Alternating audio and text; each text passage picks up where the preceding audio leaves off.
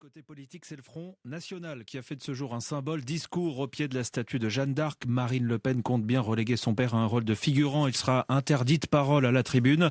Les militants frontistes, eux, arrivent de tout le pays. Une première pour ces jeunes Lyonnais. Reportage Jean-Luc Boujon. Ils sont partis de Lyon tout à l'heure à 2h du matin et ont voyagé en car toute la nuit. Beaucoup de ces militants Front National sont jeunes, moins de 25 ans, et donc sont très impatients d'assister à leur premier défilé du 1er mai au pied de la statue de Jeanne d'Arc.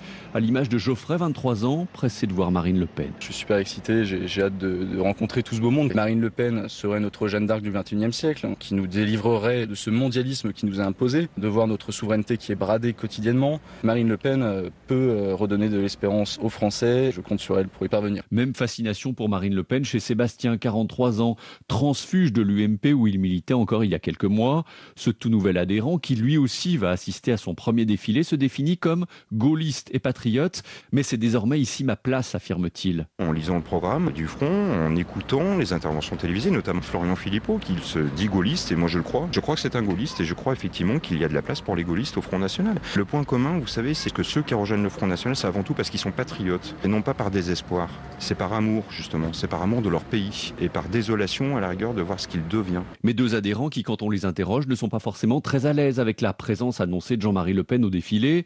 En tant que président d'honneur, on ne peut pas lui interdire de venir, concède-t-il. Mais à leurs yeux, seule Marine Le Pen doit prendre la parole tout à l'heure.